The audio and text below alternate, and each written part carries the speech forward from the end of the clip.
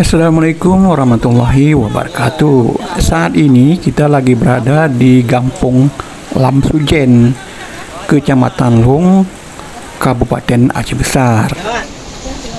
Kampung yang terkenal sebagai sentra durian di Aceh Besar ini terletak 50 km dari pusat kota Banda Aceh. Bagi Anda pencinta durian Aceh, Kampung Lam Sujen tentu saja bukan tempat yang asing buat Anda.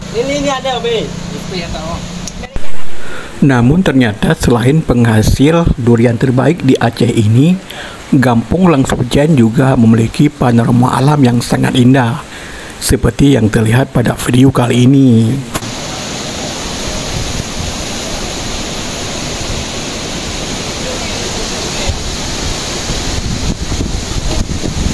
Kampung Lam Sujen terletak di tengah-tengah perbukitan yang rindang dan dialiri sungai yang jernih.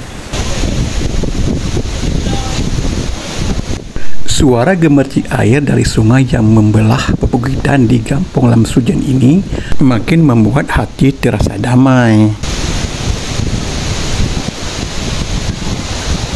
Buat Anda yang ingin menikmati suasana alam yang masih alami sambil menikmati durian Aceh, Kampung Lam Sujen merupakan pilihan yang sangat tepat.